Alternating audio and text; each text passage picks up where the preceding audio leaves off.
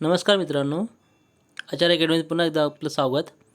तर आपला ग्रॅव्हिटेशन हा चॅप्टर चालू आहे. त्यामध्ये आपण आतापर्यंत जे पण काय बघितलं असेल ते तुम्ही रिवाईज करणं गरजेचं आहे. तर आज आपण बघू आपला पुढचा पॉईंट, तो म्हणजे मास आणि वेट. तर फर्स्ट आपण आधी बघू मास म्हणजे काय. ओके, तर मास म्हणजे काय असतं, एखादा ऑब्जेक्ट आहे, त्या ऑब्जेक्टमध्ये किती अमाऊंट ऑफ मॅटर म्हणजे पार्टिकल्स आहेत त्याचं मेजरमेंट म्हणजे त्याला आपण म्हणतो मास. ओके, त्याचं एकूण जे मेजर असतं त्याला आपण म्हटलं जातं मास. त्याला ॲक्च्युली इनर्शियासुद्धा म्हटलं जातं, measure of inertia of object हे सुद्धा त्याला म्हटलं जातं. ओके, तर measure of inertia of object that is also called as मास.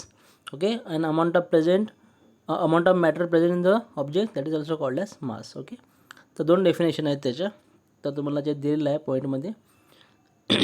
तर मासचं युनिट काय असतं, kg. आता बघा, आपण हे जे मास असतं, हे मास प्रत्येक प्लॅनेटवरती सारखंच असतं.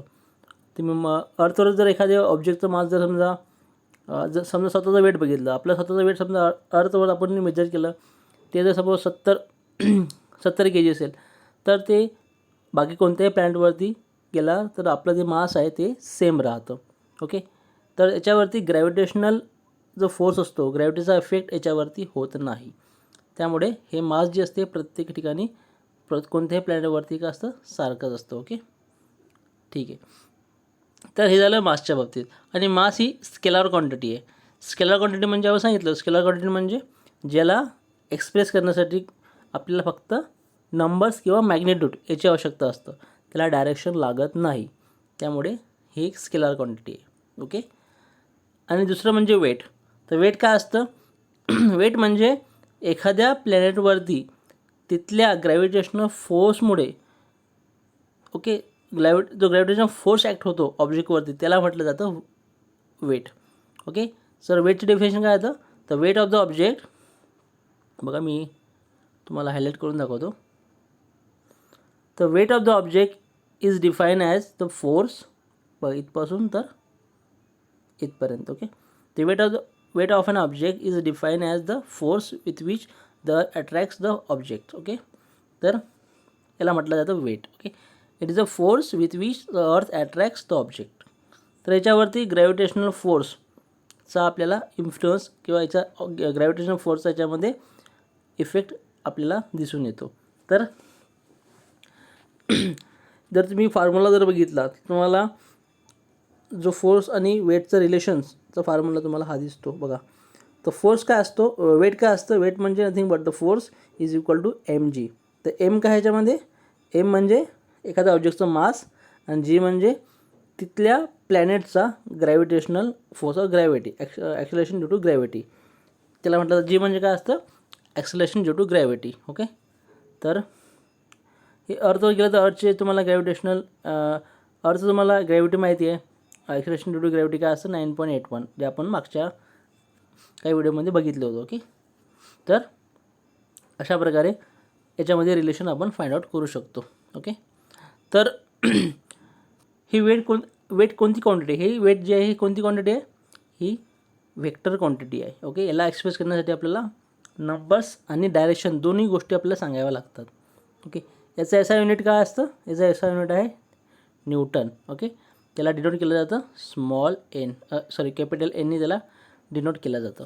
ओके, आणि तर हे वेट असते, हे प्रत्येक प्लॅनेटवरती कसं असतं, वेगवेगळं असतं. Weight is not same everywhere. Okay, it is change according to the gravity of that particular place. तुम्ही अर्थवर एखाद्याचं वेट मेजर केलं तर तुम्हाला ते मासवरती किंवा सॅटर्नवरती तुम्हाला वेगळं सापडेल. ओके, प्रत्येक ठिकाणी प्रत्येक प्लॅनेटवरती वेगळं असतं, प्रत्येक प्लेसनुसार सुद्धा हे चेंज होत राहतं. ओके, तर तुम्हाला कधी कधी एक्झाममध्ये मास आणि वेटमध्ये डिफरन्स तुम्हाला विचारू शकता, तर तुम्ही या दोन्ही याच्यातले पॉईंट्स तुम्ही रेफर करू शकता. ओके, तर थोडक्यात आता आपण बघतो की वेट साधारणतः आपल्याला जो कन्सेप्ट माहिती असतो दैनंदिन जीवनामध्ये, त्याला आपण कोणत्याही जसं आपल्याला स्वतःचं वेट जेव्हा आपण मेजर करतो तेव्हा आपण ते के जीमध्ये मेजर करतो. कारण हे जनरल जे कन्सेप्ट आहे आपल्यामध्ये बसलेला, तो एक रॉंग कन्सेप्ट आपल्यामध्ये बसलेला आहे. ओके, आपण मास आणि वेट दोघीला आपण वेटच कन्सिडर करतो, पण ॲक्च्युअली सायंटिफिकली किंवा आपण टेक्निकली बघितलं तर ते तसं नसतं. ओके, वेट म्हणजे काय असतं, वेटचं युनिट हे न्यूटनमध्ये असतं आणि मासचं युनिट हे काय असतं, के जीमध्ये असतं. म्हणजे आपण जे स्वतःचं वेट मेजर करतो वेइंग मशीनद्वारे, ओके, ते आपल्याला ते के जीमध्ये दाखवतं. ते ॲक्च्युली ते काय असतं, ते आपलं मास असतं, ते आपलं ॲक्च्युली वेट नसतं सायंटिफिकली बघितलं तर. ओके, तर असं आपल्याला डिफरन्स माहिती पाहिजे. ओके, तर आपण कोणत्याही आपल्याला जर मास माहिती असेल तर आपण अर्थवरून आपला वेटसुद्धा फाइंड आउट करू शकतो. बघा इथं दिलेलं आहे तुम्हाला, एखाद्या व्यक्तीचं समजा वेट 75 kg दिलेलं आहे, तर आपल्याला त्याचं मास जर आपल्याला 75 kg दिलेलं आहे, तर आपल्याला त्याचं वेट काढता येतं FR बघा, त्याला 9.81 मल्टिप्लाय केल्यानंतर आपल्याला त्याचं 735 न्यूटन्स वेट आपल्याला मिळतं. ओके, तर हा एक बेसिक डिफरन्स तुम्हाला माहिती पाहिजे. तर आपण पुढे बघूया. याच्यावरती काही प्रॉब्लेम्स पण असतात, ते आपण आपण शेवटच्या लेक्चरमध्ये आपण बघूया.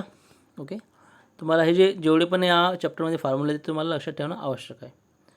तर यातला नेक्स्ट जो मुद्दा आहे, नेक्स्ट जो पॉईंट आहे तो आहे फ्री फॉल. ओके, तर फ्री फॉल काय असतं, बघा एखादा ऑब्जेक्ट जर मी हातामध्ये पकडला असेल, ओके, आणि हातामध्ये पकडल्यानंतर त्या ऑब्जेक्ट किंवा आपण स्टोन पकडू, स्टोनला जर मी हातामध्ये पकडलं असेल, ओके, तर स्टोनवरती आता मी अर्थवर असल्यामुळे अर्थवरचा जो जो ग्रॅव्हिटी आहे, ग्रॅव्हिटेशनल फोर्स आहे त्याच्यावरती ॲक्ट होईल.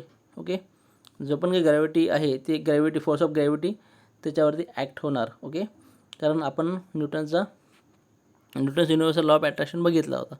काय करेल, अर्थ त्याला अट्रॅक्ट करायचा प्रयत्न करेल due to their force of gravity, आणि तो फोर्स ऑफ ग्रॅव्हिटी काय करेल, त्याला खाली ओढण्याचा प्रयत्न करेल. ओके, सेंटरकडे अर्थ सेंटरकडे ओढण्याचा प्रयत्न करेल माझ्या हातावर जो ऑब्जेक्ट असेल त्याला. परंतु माझ्या हाताचा सपोर्ट सुद्धा त्या ऑब्जेक्टला किंवा त्या स्टोनला आहे, त्यामुळे तो ऑब्जेक्ट काय राहील, स्टडी राहील, एकाच ठिकाणी राहील. कारण अर्थचा जो फोर्स आहे त्याला माझ्या हँडचा जो फोर्स आहे तो काय करेल, बॅलन्स करेल. त्यामुळे जो स्टोन आहे तो माझ्या हातामध्येच राहील. परंतु जर तो स्टोन मी हातातून सोडला तर काय होईल, माझ्या हातावरचा जो सपोर्ट फोर्स होता त्याला, तो सपोर्ट फोर्स काय होईल, निघून जाईल, आणि त्यामुळे काय होईल, स्टोन हा फक्त अंडर ग्रॅव्हिटीच्या अंडरमध्येच त्याच्यावरती फक्त ग्रॅव्हिटी फोर्स ॲक्ट होणार. ओके, आणि त्या फोर्समुळे काय होईल, ग्रॅव्हिटी फोर्स मला माहिती आहे नेहमी हा काय होतो, अर्थच्या सेंटरकडे म्हणजे डाऊनवर ॲक्ट होत असतो. तो काय करेल, मग तो ऑब्जेक्ट जो आहे तो फक्त ग्रॅव्हिटी फोर्सच्या प्रभावामुळे काय होईल, अर्थवरती पडेल. तर तेव्हा जो फ्री फॉल होतो ऑब्जेक्टचा आपल्या हातातून सुटल्यानंतर, under the influence of gravitational force, under the influence of force of gravity, that fall is called as free fall. Okay, that fall is called as free fall. समज मित्रांनो, तर एखादा ऑब्जेक्ट जेव्हा gravity फोर्सच्या इन्फ्लुअन्समुळं किंवा ग्रॅव्हिटी फोर्सच्या प्रभावामुळं हा खाली पडत असेल, त्याच्यावरती इतर कोणताही फोर्स ॲक्ट होत नसेल, ओके, तर तशा वेळेस त्या ऑब्जेक्टचे जो फॉल होतो त्याला म्हटलं जाईल फ्री फॉल. ओके, किंवा त्याला असं म्हणू शकतो आपण, object is falling freely. Okay, परंतु आपण जर प्रॅक्टिकली बघितलं तर हे कंडिशन पॉसिबल नाही होत. कारण एखादा ऑब्जेक्ट जेव्हा आपण हातातून सोडला, एखादा स्टोन जर हातातून सोडला आपण, तर जरी त्याच्यावरती आपल्या हाताचा फोर्स ॲक्ट होत नसला तरी काय होईल, आजूबाजूचा जो एअरचा रेजिस्टन्स असतो, एअरचा जो फोर्स असतो, एअर रेजिस्टन्स, तो मात्र त्या एअरचा फ्रिक्शनल फोर्स, एअर आणि स्टोनमध्ये जे काही फ्रिक्शन होतं, घर्षण होतं, त्या फ्रिक्शनल फोर्स मात्र त्याच्यावरती ॲक्ट होत असतो. त्यामुळे आपण असं म्हणू शकत नाही की जो ऑब्जेक्ट आहे तो हा कम्प्लिटली ग्रॅव्हिटेशनल इन्फ्लुअन्स किंवा ग्रॅव्हिटेशनल फोर्सच्या प्रभावामुळेच खाली पडत असेल. त्याच्यावरती एअरचा आणि जो बायोन फोर्स असतो, ओके, एअर आणि बॉयंट फोर्स याचा प्रभाव त्याच्यावरती होत असतो. त्यामुळे आपल्या नॉर्मल कंडिशनमध्ये हे पॉसिबल होत नाही. तर मग केव्हा आपल्याला असं म्हणता येईल की ऑब्जेक्ट हा पूर्ण फ्रीली फॉल होतो, ओके, फॉलिंग फ्रीली. तर ते कंडिशन फक्त पॉसिबल आहे कशामध्ये, ती कंडिशन फक्त पॉसिबल आहे व्हॅक्यूम कंडिशनमध्ये. ओके ओके व्हॅक्यूम कंडिशन तुम्हाला इथं दिलेलं आहे बघा. True free fall is possible only in vacuum. हे लाईन खूप महत्त्वाची आहे, कारण आपल्याला व्हॅक्यूममध्ये काय होत असतं, व्हॅक्यूममध्ये तिथं एअर, व्हॅक्यूम म्हणजे काय, अब्सेंट ऑफ एअर. जिथं एअरचा एक सिंगल पार्टिकलसुद्धा एअरचा प्रेझेंट नसतो, तिथं आपण म्हटलं ते म्हटलं जातं व्हॅक्यूम. ओके, तर या ठिकाणी व्हॅक्यूममध्येच फ्री फॉल जी कंडिशन जी आहे, ट्रू फ्री फॉलची कंडिशन पॉसिबल होते. ओके, इतर कोणत्याही कंडिशनला पॉसिबल होऊ शकत नाही. त्यावेळेस मात्र आपण सांगू शकतो की व्हॅक्यूम कंडिशनमध्ये ऑब्जेक्ट हा ट्रू फ्री फॉलमध्ये असतो. ओके, तर मग आता आपण बघूया की एखादा ऑब्जेक्ट जेव्हा हातातून सोडला असता, ओके, तो काही डिस्टन्स वरतून खाली पडेल. जेव्हा आपण हातातून सोडला तेव्हा आपल्या इनिशियली जेव्हा आपल्या हातामध्ये होता तेव्हा त्याची व्हेलॉसिटी काय असेल, 0 असेल. ओके, त्याला आपण म्हटलं जातं आपण न्यूटनचे जे मोशन इक्वेशन ऑफ मोशन बघितले असेल, त्याच्यामध्ये तुम्हाला 3 इक्वेशन तुम्ही मागच्या वेळेस शिकला असाल. कोणते इक्वेशन असतात ते, तर मी इथे लिहितो.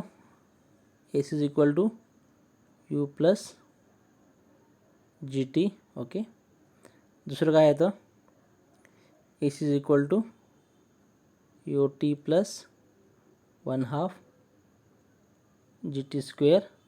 आणि तिसरं येतं v square is equal to v square plus twice g s. Okay, twice g s. तर याच्यामध्ये बघा, एखादा ऑब्जेक्ट जेव्हा वरून सोडला असेल तेव्हा इनिशियल सुरुवातीला जी व्हेलॉसिटी काय असेल, 0 असेल. तर बघा तिन्ही इक्वेशनमध्ये काय होईल, हा इज इक्वल टू काय येईल, 0 होऊन जाईल, हा इज इक्वल टू 0, आणि हा सुद्धा काय होईल, यू इज इक्वल टू 0. तर हा जर आपण 0 जर पुट केलं तर आपल्याला अशा प्रकारे इक्वेशन मिळेल. ओके, तर आपल्याला एखाद्या ऑब्जेक्टची फायनल व्हेलॉसिटी जर आपल्याला काढायची असली तर आपल्याला मिळू शकते. हे एस नाही, इथं ॲक्च्युली व्ही आहे. V is equal to u plus g t. Okay, तर अशा प्रकारे आपल्याला इक्वेशन्स, फायनल जे इक्वेशन आहे आपल्याला, एखादा ऑब्जेक्ट जेव्हा वरून इनिशियल व्हेलॉसिटी जर 0 असेल म्हणजे फ्रीली फॉल कंडिशनमध्ये पडत असेल, तर फ्रीली फॉल कंडिशन म्हणजे काय असतं, फ्री फॉल कंडिशन म्हणजे त्याची यू इज इक्वल टू काय असेल, 0 असेल. यू इज इक्वल टू काय असेल, 0 असेल, आणि ॲक्सलेशन जे असतं ते काय असतं, जी असतं. ओके, फ्रीली फॉल कंडिशन जे आहे याचं कंडिशन काय असतं, याच्यामध्ये कंडिशन हे असतं की जे इनिशियल व्हेलॉसिटी म्हणजे यू इज इक्वल टू 0 असतं, आणि जे ॲक्सलेशन असतं ते कोणतं असतं, ग्रॅव्हिटी ॲक्सलेशन असतं. ओके, हे दोन कंडिशन फार महत्त्वाचे आहेत. हे आपण जेव्हा प्रॉब्लेम सॉल्व करू ना तेव्हा आपल्याला ह्या गोष्टी लक्षात ठेवावं लागेल. ओके, तर बघा, तर आपल्याला जेव्हा आपण प्रॉब्लेम सॉल्व करू तेव्हा आपल्याला ह्या गोष्टी मी तुम्हाला सांगणारच आहे. For calculating the motion of object through upward, acceleration is negative और in the direction to the velocity और is taken to be negative. बघा, ही समोरची लाईन फार महत्त्वाची आहे की एखादा ऑब्जेक्ट जेव्हा for calculating the motion of objects through upward, acceleration is negative. एखादा ऑब्जेक्ट जेव्हा वरती फेकला असेल तेव्हा काय होईल, ॲक्सलेशन काय असतं, हे निगेटिव्ह असतं. ओके, आणि एखादा ऑब्जेक्ट जेव्हा वरून जेव्हा खाली येत असेल तेव्हा ॲक्सलेशन काय असतं, मात्र तेव्हा ॲक्सलेशन पॉझिटिव्ह असतं. ओके, तरी आपण हे फार महत्त्वाचं आहे. ते आपण प्रॉब्लेम न्यूमेरिकल सॉल्व करताना आपल्याला याचा उपयोग होणार आहे. ठीक आहे, तर आता आपण नेक्स्ट पॉईंट बघूया. ज्यामध्ये की न्यूमेरिकल्स आहेत ते न्यूमेरिकलसुद्धा आपण स्टडी करू.